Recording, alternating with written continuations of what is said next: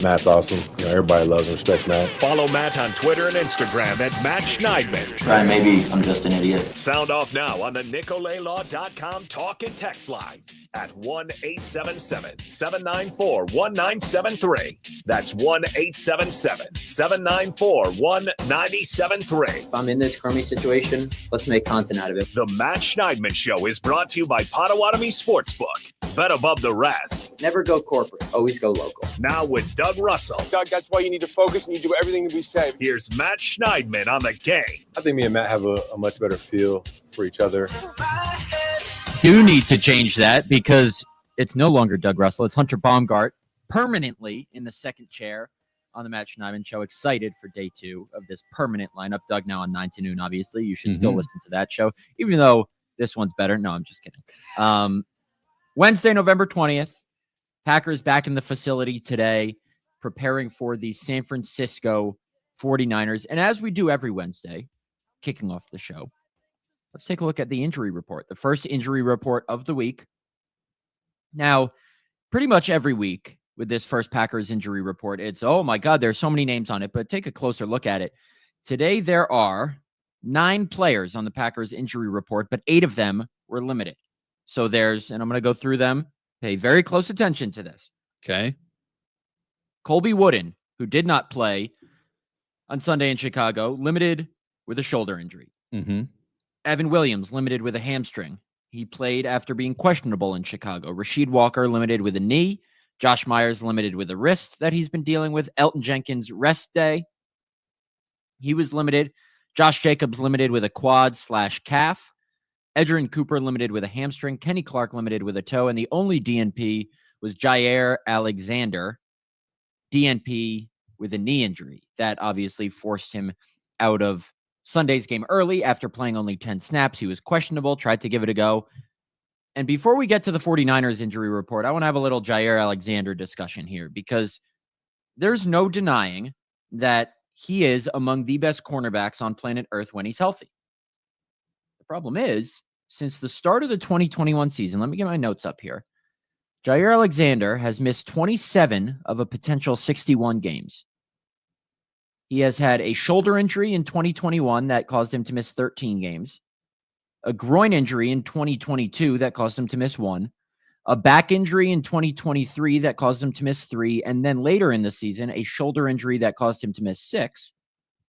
Then this season, a groin injury that caused him to miss 2, and a knee injury that caused him to miss 1. He also missed a game because of suspension last season. I don't think it's fair to say, oh, he doesn't play through injury or he's soft. Jair Alexander, before the Packers played the Raiders last year, was dealing with that back injury. He missed 2 games before the Packers went to Vegas to play the Raiders. In that game against the Raiders, he played all 64 defensive snaps in that Packers loss. It was not the defense's fault. He was hurting. He said after that game, I had to play against Devontae Adams. He misses the next game because he worsened the back injury by playing. He knew it was probably going to be worse. He still played because he wanted to be up to the challenge. So you might say, oh, but he's not playing against Justin Jefferson. Jair Alexander has pushed through injury before, so I think we give him the benefit of the doubt. And then on Sunday, he knew he wasn't 100% with the back, or I should say the knee injury that he suffered against the Jaguars late in that game. But he gave it a go. He couldn't go. 10 snaps. He was already going to be on a snap count. 10 snaps and he couldn't go. Listen, the Packers are a much better team with Jair Alexander on the field. The last 2 seasons in which he's played at least 15 games, 2020 and 2022, he's been a second-team All-Pro. That means he's one of the 4 best cornerbacks in the National Football League. The Packers were so confident in his ability that they gave him, at the time, the highest-paid cornerback title in terms of average annual salary of all time, $21 million a year. The problem with this is, not only is he not available, but the Packers' depth behind him doesn't seem to be too strong, Hunter. Eric Stokes played only 4 snaps. Carrington Valentine kind of getting his feet wet. He's been playing more lately. Matt LaFleur said today he thinks the ceiling is high for him, but he's not at that ceiling yet. And Keyshawn Nixon, Packers think he's a really good outside corner, but nobody is like Jair Alexander. They need him to be healthy down the stretch. Yeah, I think we're seeing the depth behind Jair Alexander be tested, and that the depth isn't necessarily there as maybe it was in previous years when he was hurt, or maybe they were just playing better at that time.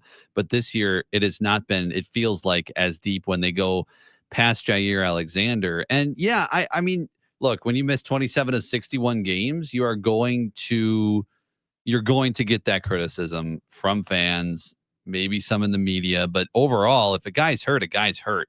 And sure, is it tainted a little bit with the suspension? And there's a little bit of question mark there when it comes to the guy that Jair is, right? He's out there. He's a different kind of fella. And so maybe people... Good way to put it. Yeah, he's not necessarily... What did Mark Murphy say about Aaron Rodgers? He's a complicated fella. Yeah, Jair could be a little bit in that category, but he just... I think more of just a different kind of fella, and I think he can bring a lot to the table, not only on the field, but also in that locker room, and just the guy who he is. But I think you're going to get criticism if you miss that many games, but it's hard for me to criticize any player because those guys are of the highest of high when it comes to being competitors. And so they're at that highest level. And so I just can't criticize them for being hurt. The unfortunate part is they haven't solved them. Now, as you mentioned recently, they somehow, some way got that injury, with Stokes and Watson, got that solved because those soft tissue injuries have poof, went into the air. So if they can do that somehow with Jair, but it's been different injuries, right? He has an ankle and knee this year, right? The both of those. Groin and knee. And knee. So you had the groin, and then he twists, trying to defend that pass in the end zone. He hurts his knee, and that's what he's dealing with right now. It's just really unfortunate for the Packers because, like you said, he's one of the top cornerbacks in the league when he's on the field, and he's missed so many of these, not just games, but big games. Absolutely. It's been 4 different injuries since the start of the 2021 season: shoulder, groin, back, shoulder again, groin again, then knee. And the thing with him is, I've gotten to know, I'm trying to figure out the right way to word this. You never really know these players personally. Sure. But I've probably talked to Jair Alexander more than anybody over my now 6 years covering the team. And like you said, he is a kind of a different guy. Mm-hmm. He's unique, sometimes does his own thing. Last year he passed up, I think, a $700,000 workout bonus, didn't come to OTAs, and then showed up to Green Bay when nobody was around and said he was going to meditate in Lambeau Field by himself. More power to him. He's just a unique individual. I don't think that's a bad thing. No. He's just a different guy. And this doesn't really have anything to do with the injury, but what I'm saying is, this year, that kind of, let's see, not defiance, but kind of going off on your own beaten path, that came back to rear its ugly head last year when there was a series of events where Jair did his own thing.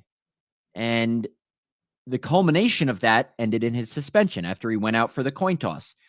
It's healthy when he's doing his own thing by meditating and just being unique. But it's not healthy when that kind of go out and be different is acts of defiance. Mm-hmm. They have harnessed that for the good this season. By all accounts, since that suspension, he's been fantastic inside the building. I asked Xavier McKinney today what Jair has been like on a day-to-day basis as he sorts through these injuries. And McKinney said he's been in film. He's been coaching guys up. He's everywhere. He's very active still in the team. So he's still very much engaged. Jair was in the locker room, smiles today, even though he didn't practice. So I don't think the attitude, the commitment is an issue at all. Right. And people naturally will have that question with Jair, fair or not. I think it's just the guy can't catch a break with these injuries. Mm-hmm. And it doesn't seem to be a long-term thing. Ian Rappaport reported that it isn't major, but Matt LaFleur did say on Monday they're going to err on the side of caution. So my hunch tells me Jair Alexander isn't playing against the 49ers. Last year, Carrington Valentine and Corey Ballantyne filled in admirably. This year, I don't think Packer fans are as comfortable with the cornerback depth they have behind 23. No, and again, it's another big matchup. It's the Lions a couple of weeks ago. It's the Bears. Obviously any matchup against the Bears, is that a top contender in the NFC? No, but any matchup against the Bears is big. And then the 49ers are obviously been your nemesis as of late. So I think, again, it's not just the games he's missing, but the magnitude of the games, but also, like you mentioned, he went and tried to play against the Bears, and that was quick. I mean, he wasn't out there for very long. 10 snaps. I was going to say how many snaps, about 10 snaps. I mean, that's quick. That's quick in, quick out, determined, questionable, and then he was ruled out pretty quickly after that. Yeah, so, I mean, props to him for giving it a go. Clearly, he knew he was dealing with something. As I said, Matt LaFleur said that Jair would be on a snap count, but I think the next question here is what happens next year? And I've seen some people say cut him. It's a very delicate situation there because Jair Alexander, like we said, when healthy, is a top 5 cornerback in the NFL, you could argue. Mm-hmm. He's 27 years old right now, still. So he's an elite player when healthy. And Matt LaFleur said that today. He used the word elite, and it's true. But there comes a tipping point with players that just can't stay healthy. So do I think they will cut him? No. Do I think they should? No. Trade? No. But it's worth devoting 30 seconds of time just exploring the possibility. So if the Packers cut or trade Jair Alexander before June 1st next season, they save about $7.3 million in cap space. But the risk reward is heavily in favor of the reward if you keep him on the roster just because of how good he is when healthy. And you just have to bank on him being healthy, I think. Yeah, I don't think you get rid of him just because of health reasons. If he was, a real problem in the locker room, or, he was continuing to do what he did at the coin toss last year and that kind of stuff piled on injury, okay, then maybe you have that discussion. But like you said, he's so good that I think while you got him, you try to ride it out and hope that he can somehow maybe this offseason find a way to be healthier. But again, some players just have bad injury luck. Like there's not much you can do with those guys sometimes. Yeah, you're absolutely right. We got to and we have. Yes. If you haven't been paying attention to this show the last couple of years, or I should say last couple of weeks, we got a new NicoletLaw.com talk and text line. 1-877-794-1973. That's 1-877-794-1973 if you want to call in, text in with any thoughts, questions, concerns, or just thoughts about life. Maybe we'll have time to get to those today. Hunter, you mentioned Christian Watson because he's a guy who got these injuries figured out. Him and Eric Stokes, the week after the season ended, as people know, went down to a soft tissue specialist in Madison. Eric Stokes had hamstring issues last year.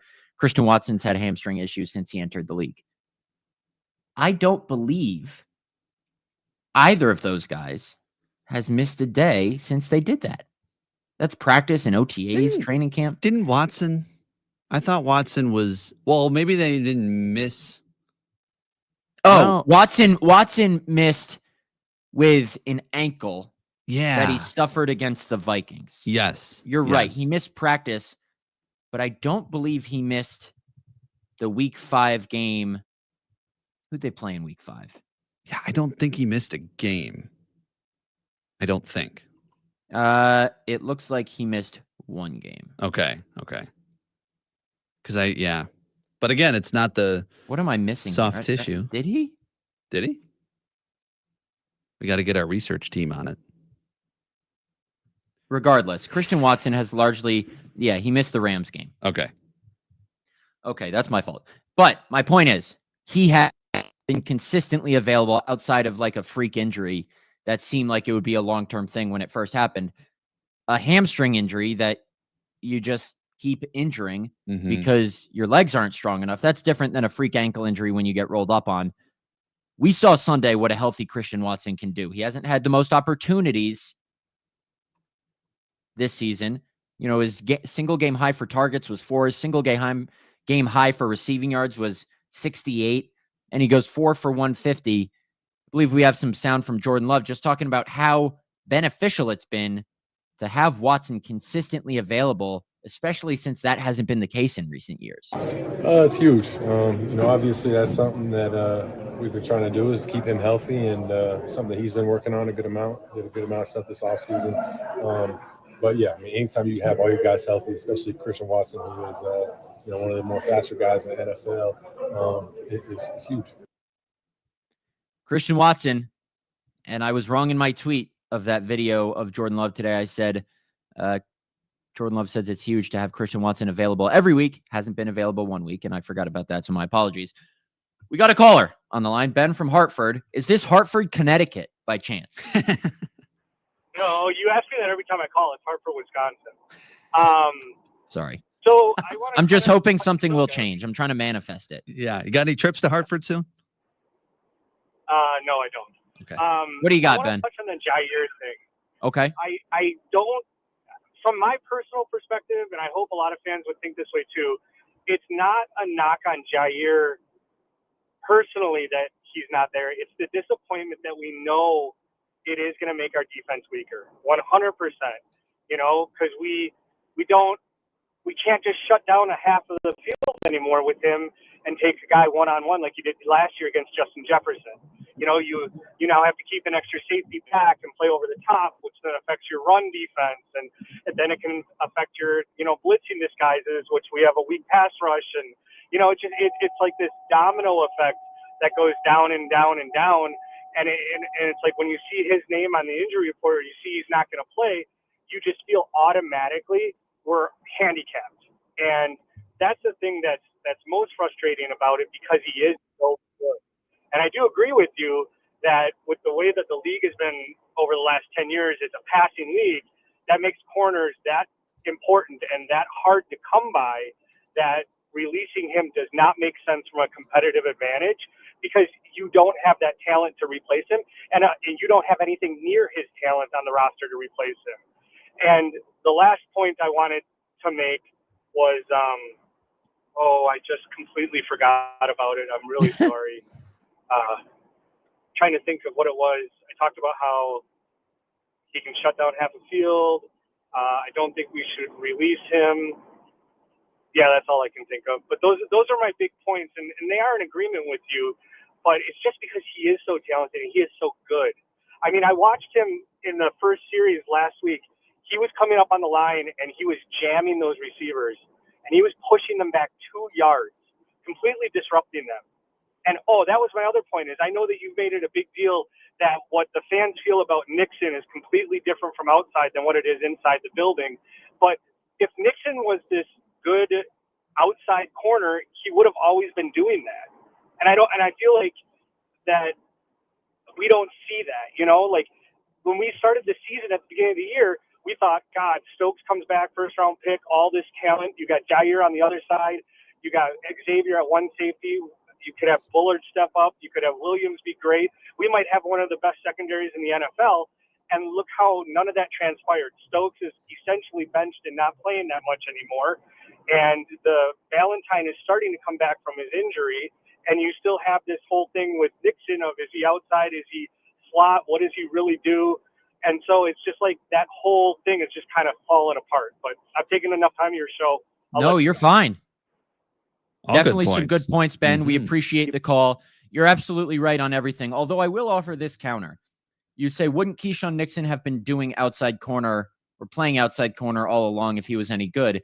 You have to remember, the Packers had Keyshawn Nixon on the roster, and they had Amari Rodgers and Christian Watson lining up for kick and punt returns.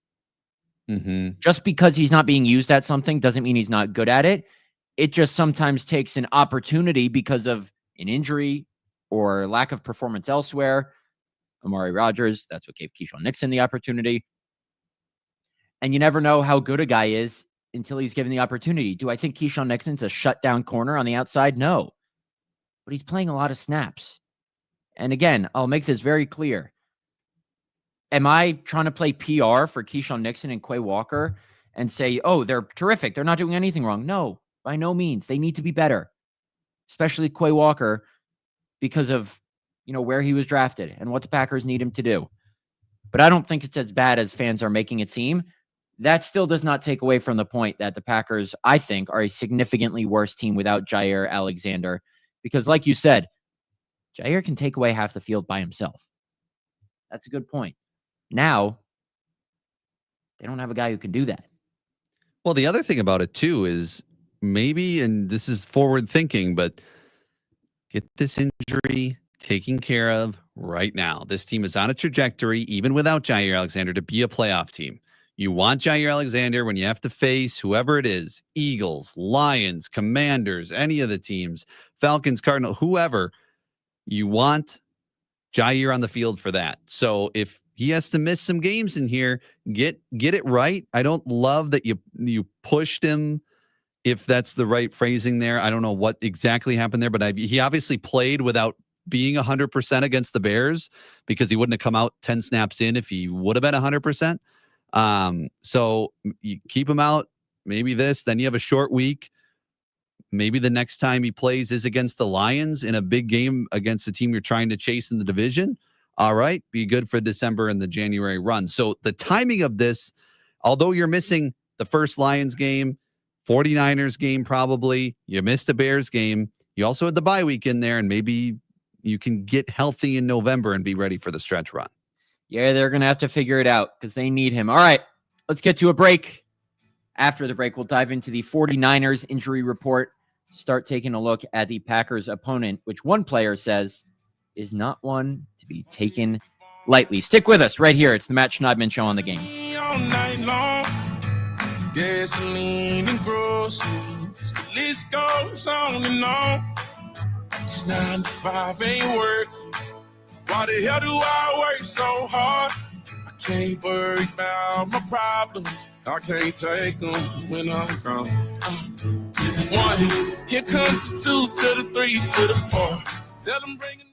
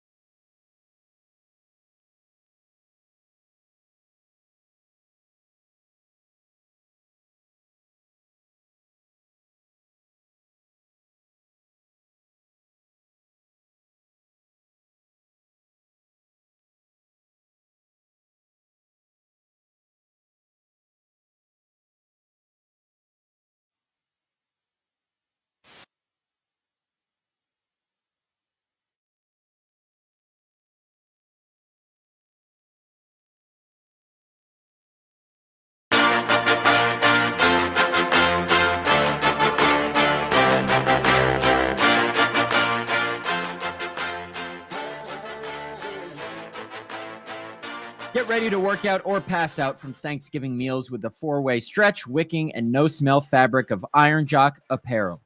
Now through November 24th, buy $75 or more of anything that Iron Jock sells and take 25% off your entire order with promo code GAME25. Plus, Iron Jock will throw in one of their string backpacks for free. Go to ironjock.com for details. That's ironjoc.com. You know, we normally keep the NicoletLaw.com talking text line open to questions and calls. Yes. But the Matt Schneidman family group chat is getting questions for the show as well. Okay, we can answer those. My father would like to know if he should start Green Bay's defense or Denver's defense this week in fantasy. I'm insulted that he would even ask that question because one team is playing the San Francisco 49ers and one team is playing the Las Vegas Raiders. Oh, yeah. I would say Denver Broncos. The Denver Broncos. You know, you never know with the 49ers. They got Christian McCaffrey, Deebo Samuel, Jawan Jennings, Brock Purdy, George Kittle's coming back, which we'll talk about in a little bit. I think it's going to be a high-scoring affair at Lambeau this weekend. The Raiders stink. They're so bad. Yeah. Denver's defense is really good, so I would go Denver's defense and not even think twice about it. Should we consider doing a fantasy football segment maybe on Fridays? Oh, like a segment and just that's take why questions? Hunter is the good second seat. I mean, I probably should have asked you that maybe off the air, but since we're on, it doesn't matter. We could maybe on Fridays. You know, not a bad idea. We're workshopping stuff for the show live on air. We are. This is our show meeting right here. All right, let's get into the 49ers injury report. Doesn't look as good for the 49ers as it does the Packers, though some of these guys are going to end up playing. Tatum Bethune, the linebacker, DNP with a knee injury. Trent Williams, DNP with an ankle, though I believe that's just standard operating procedure. He's like 40 years old pretty much, and he played last week, so he's going to play. It's like Mercedes Lewis, always on the injury report. Always on the injury report, always played. Charvarius Ward back from bereavement, limited participant. Brock Purdy, limited with a right shoulder injury, reported shoulder soreness with that throwing shoulder coming out of Sunday's game. Matt LaFleur said today he fully expects Brock Purdy to play. Yeah, I think I saw either Purdy or Shanahan say that they're not really worried about it. Right, exactly. Christian McCaffrey, rest day, DNP. Kevin Givens, defensive tackle, groin injury, DNP. John Feliciano, knee injury, limited participant. Jacob Cowing, wide receiver, concussion, limited. And here are the big ones. Nick Bosa, hip/oblique DNP. His status seems very much up in the air. And Matt LaFleur said today, he admitted their game plans are different if you have Nick Bosa and if you don't. His exact quote today was, there's some plays that you would certainly not want to do with him in the game. And that changes up your blocking too, because you got to give more chips and thumps and double teams on a guy like Nick Bosa. You can afford to have single team blocks against anybody else on that team. I think that frees up more guys to catch passes downfield. You know, I remember a couple of years ago, I think it was Josh Nijman's first start at left tackle for the Packers. He had to go up against Nick Bosa and he did well, but Robert Tonyan was there chipping him.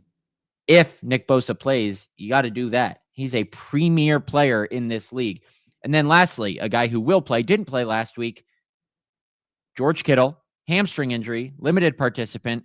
And if there was any doubt that his limited participation in practice today meant he might not play, here's George Kittle in the 49ers locker room today, courtesy of KNBR Radio. I will be playing on Sunday. Very excited. Can't pass up playing the Packers. So, no, I will be out there for sure. Get a practice today. It'll be very fun and exciting.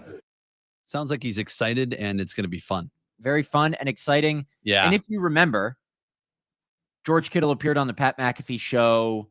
I don't know if it was after the 49ers beat the Packers in the playoffs or in the offseason. So it was after. I just don't know how long after. And Ty Schmidt, obviously, on the Pat McAfee show is a big Packers fan. Both Ty and George Kittle went to Iowa. So they had a little fun. And George Kittle, I can't say exactly what he said because we'd get an FCC fine, but he basically said blank the Packers to Ty. So I don't think George Kittle loves the Packers. He loves going up against them because he's won 3 playoff games against them. But could the Packers make it 3 out of 4 in the regular season against the 49ers under Matt LaFleur? We will see on Sunday. George Kittle. Yes, Yeah, it's just interesting because Chris in the Bend on the Talking Text line says Kittle has got to be one of my favorite Packers rival players, up there with Urlacher, Jared Allen, and Randy Moss. See, I don't think that's a commonly shared Well, point of view among the Packers maybe fan you base. dislike them so much you like them in a way, or respect them so much you just love when they play them because you really want to beat them. I don't know exactly where Chris is coming from on that, but it's interesting because Urlacher, Jared Allen, Randy Moss, those are guys that really did well against the Packers in their career, and obviously we're in the division, and Kittle and the 49ers have played the Packers a lot, so it makes sense that he's in there, but he is kind of that type of personality that he's easy to dislike. How good he is against your team and his personality, that type of thing. It's one of those guys that you hate playing against, but you would love to have him on your team. Exactly. Yep. That was like David Ortiz for me growing up. Oh. So. Jair could be one. Jair could be one of those, yes. Yeah. Absolutely. So George Kittle will be playing. All right, let's get into a little bit of the 49ers. We just went through the injury report, the ones you need to know. Nick Bosa, Brock Purdy probably going to play. George Kittle playing, according to him. Charvarius Ward back from bereavement. I think he's going to play, although you never know just mentally where those guys are. I believe he lost a child earlier this year, and you never want to see anybody go through that. So hopefully he's doing well and is in a, healthy enough headspace to make whatever decision he wants to make. I'll put it that way. The 49ers are kind of similar to the Packers on the offensive side of the ball. And I'll put it this way. The 49ers rank second in the NFL in yards per play with 6.4, but they're 26th in red zone touchdown percentage. The Green Bay Packers are 27th in red zone touchdown percentage, but the two teams are tied for 8th in the NFL with 25 points per game. So both teams don't really have an issue moving the football down the field. It's finishing in the red zone. We've talked, I think, on last night's show just about how deficient the Packers' red zone offense has been. 27th in the league, converting 48.7% of their red zone trips into touchdowns. Their worst clip under Matt LaFleur. 49ers are having similar issues. Defensive side of the ball is where the Packers are probably going to have most of their success in terms of going against the 49ers defense is what I'm talking about, not on the Packers defensive side of the ball. I don't think you can take the 49ers lightly in any regard with their offense, even though they are, stuttering a little bit when it gets inside the 20-yard line. Xavier McKinney, I would call it a Packers 49ers rivalry. This is his first game in the matchup there. We'll put it that way. He is not taking this 49ers team lightly. Obviously, they're a team that's played in big games. They got a lot of big-time players on their team, and they know how to play ball. So, obviously, there's always a lot of different factors that go into seasons and different things that can happen during the season. But, they're still a very good football team. They're still a dangerous football team. And, not only do we know that, I think everybody else around the league knows that. Yeah, Hunter, I don't think anybody's taking the 49ers lightly. No. They're 5-5, but everybody, I think, not only in Green Bay, but across the NFL is just like, we can never count out the 49ers. A run is just expected at this point. Yeah, and I think a lot of it is the talent that is on that team, the talent that's on offense, the talent that's on defense, and obviously if Nick Bosa doesn't play, that's a significant loss of talent on their defense, just like if Jair Alexander doesn't play, it's a significant loss on the Packers defense, so maybe they cancel each other out a little bit, but boy, oh boy, that's with how good the offensive line has been for the Packers. If Nick Bosa doesn't play, I think it adds even that adds a pretty big advantage to the Green Bay Packers on the offensive side because their offensive line's been really good. I think they have the fewest sacks allowed in the league, if I'm not mistaken, right up there at least. And so when you have that, yeah. So when you have that and you don't have Nick Bosa on the other side, it'd be big. Now, even if they do, I feel like you still have a good offensive line and a scheme to block them. But yeah, the 49ers and Wayne Larrivee, as much as it hurt him last night to say that Kyle Shanahan is a big reason for their consistent success, he is. I mean, you can have talent, but as we've seen in the NBA a lot of times, heck, even in the NFL, Dallas Cowboys, you brought up last night, you can have talent and still not be successful. And teams have shown that for years in sports. And Kyle Shanahan has been able to right that ship and navigate everybody. And it seems this year has been probably more adversity than they faced in other years when it comes to injury. Ayuk's holdout, Ayuk's injury. There's been a lot of in and out. Obviously, Christian McCaffrey missing most of the season so far. But at the end of the day, the 49ers are still coached by Kyle Shanahan, and Shanahan's had LaFleur's number overall, especially in the postseason and in big games. Without a doubt. And you were not exactly right, but close to right. Okay. Packers are tied for first with fewest sacks allowed. Okay. With the Buffalo Bills. Okay. The Packers are second in sack percentage allowed. Buffalo Bills have allowed sacks on 3.7% of dropbacks. Packers 4.2. That's second in the NFL. They have a good offensive line, but I think their quarterbacks do a good job of knowing when to get rid of the ball, knowing when to check it down, knowing how to evade pressure, and they have two guys who can move around back there in Malik Willis and Jordan Love. Like I said, I think the area where the Packers can really exploit the 49ers is with the Packers offense and the 49ers defense. This is not your uncle's 49ers defense. They're not as good. They still have guys like Bosa, Fred Warner, Diamador Lenore, but they're susceptible. Tied for 16th with 22.2 points allowed per game. 10th in defensive pass EPA per dropback, 20th in rush defense EPA per snap. They only blitz 17.1% of the time, which is 31st in the NFL, but they're still able to generate pressure. 13th in pressure percentage, 13th in sack percentage. Yeah, they don't need the blitz necessarily. That is obviously largely because of Nick Bosa, one of the best pass rushers in the NFL. That's why it would certainly help the Packers' chances at victory if he does not play. Obviously, you don't wish injuries upon anybody, but that is obviously because you can rush 4, and Nick Bosa is probably going to get a pressure. I think Nick Bosa had like 14 pressures in a game this season or something like that. I might be mistaken, but I don't know if it was against the Seahawks or somebody else. He had an insane amount of pressures. In situational ball, where the Chicago Bears were very good, 49ers are not. They're 26th in defensive success percentage in the red zone and 25th in third down conversion rate allowed. So this 49ers defense is susceptible. It's not the stalwart unit of years past when guys like Robert Saleh and DeMeco Ryans were calling the defense. They have a first-year defensive coordinator. I believe his name is Nick Sorensen. Yes, Nick Sorensen is the 49ers defensive coordinator. I think the Packers can take advantage of them, especially with Jordan Love finally fully healthy. First time since week 1 that Jordan Love is not on the injury report at all. And I think that's a huge, huge factor coming into this game. We saw him.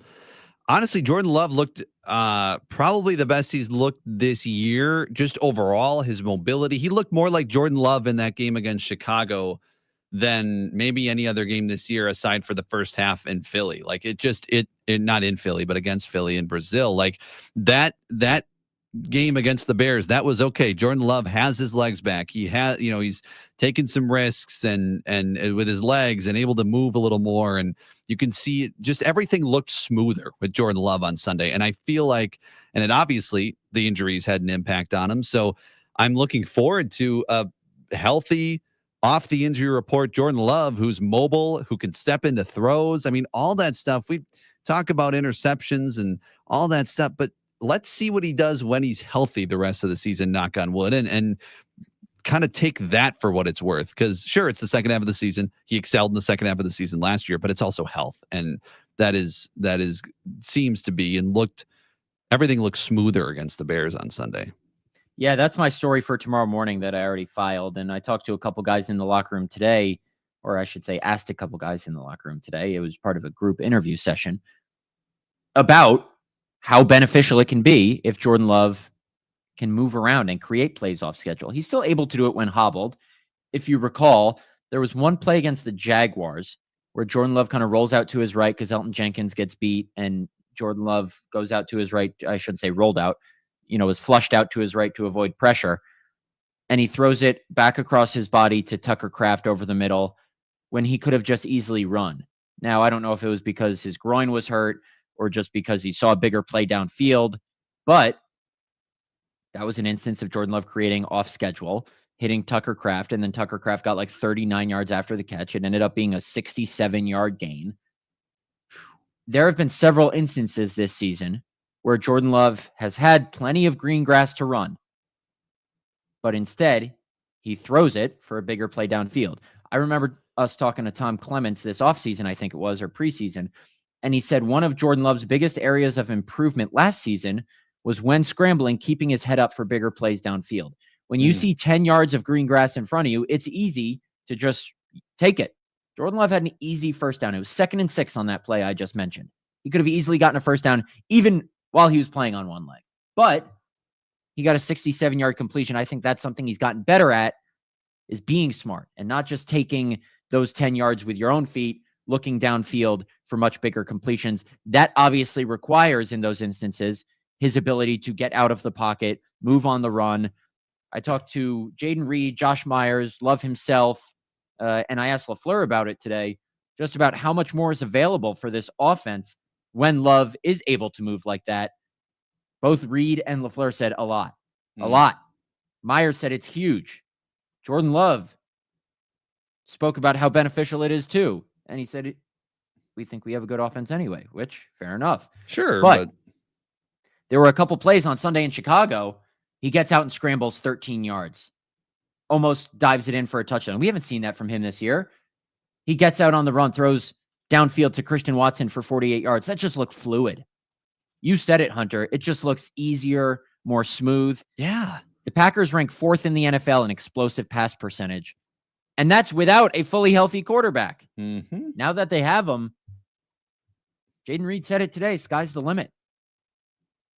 Yeah. I mean, we saw it last year in the second half of the season. That was as good as this offense has looked under Jordan Love, and especially late, that Minnesota game, some of those other games in there where the offense was just rolling. And so that's what you kind of expect coming up in these, last 7 games of the season and into the postseason. You expect at least close to that with Jordan Love healthy. So I think it's going to be a big factor down the stretches. Jordan Love's health. Makes sense to me. Let's get to one more break here on this Hump Day edition of the Matt Schneidman Show. We got the football feast coming up in Brookfield. Yes. Tomorrow. Buffalo Wild Wings. Head out there if you're down in that area. I will be joining from my comfy, cozy home here in Green Bay. And then next week, the football feast is at the Buffalo Wild Wings right across the street from Lambeau. That one I will be there in person.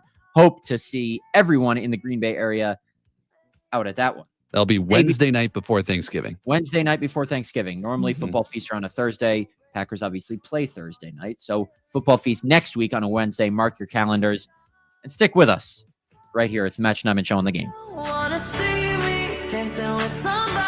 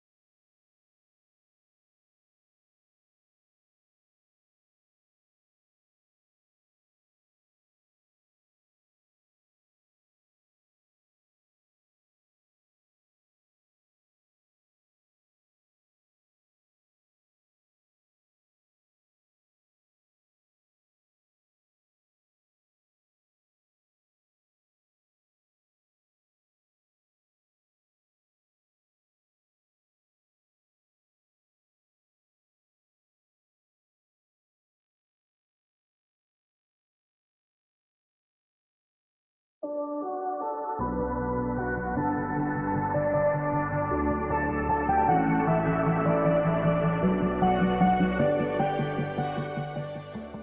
here on the Matt Schneidman Show, Wednesday, November 20th, wrapping up Packers 49ers preview for you. This is actually our last show of the week because tomorrow we have the football feast and Wednesday it's Badgers basketball during this hour. It's sad. Yeah, we've got it is sad. But Friday the Badgers play in the Greenbrier Classic out there in West Virginia, and they've got an afternoon game. So the Badger game will be wrapping up right during our show. So no Matt Schneidman show on Friday, but we'll be back on Monday to recap Packers 49ers. Nick Bosa spoke in Santa Clara today to reporters. And this is a paragraph I'm reading from the story of Matt Barrows, our longtime 49ers reporter at The Athletic. Bosa went into the Seahawks game with a painful oblique injury on one side of his body and emerged with it being problematic on both sides. He said he was more sore on Wednesday than he was at this time last week and wasn't sure whether he could play against the Packers. It's a little early to call it either way, Bosa said. We'll find out in a few days. I don't know if Nick Bosa is going to play. Yeah, it sounds literally 50-50 right now. But if he does, Rasheed Walker is going to have to be ready. And I transitioned that way because I believe we have some sound from Matt LaFleur today during a press conference saying one of the more outrageous lines you'll ever hear. Now, I get what the saying means. We're going to play it without context, and then I will explain why he said it. I don't want to pat you on the butt and you poop my hand, so. Yeah, I Can we play that one more time for the people, Hunter? I don't want to pat you on the butt and you poop my hand, so. So. Obviously, that means if I'm giving you credit and congratulating you for playing well, you better not make me regret it. You better keep playing well. Just because you get credit doesn't mean you take your foot off the gas. Okay. Why would you think it meant? No idea. I had no idea what the context of that game was. So the context was he was talking about Rasheed Walker. The question was about the Packers left tackle and how he's playing this season. He's cleaned up his penalties. And Matt LaFleur gave an answer about Rasheed and said he told Rasheed, I don't want to pat you on the butt and you poop my hand, so.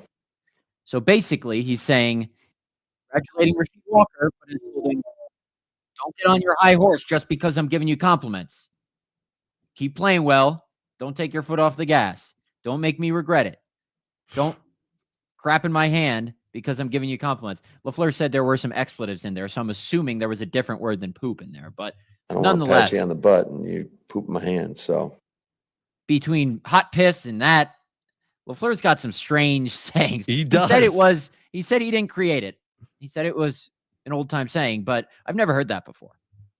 No, I never have either. And maybe someone on the talking text line can tell us if that's something that is frequently used in human life, but I had not heard that before. And that's why I was like, what context is that on?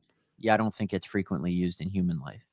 Yeah, I'll go out on a limb and say that. Maybe alien life. We do have some texts here. Should we? Let's get to a couple before we get out of here. We've got some coming in. All right. This was interesting. Philly Todd was talking with friends on Sunday. How much do the Packers regret the Rasul Douglas trade? Still don't get that from Philly Todd.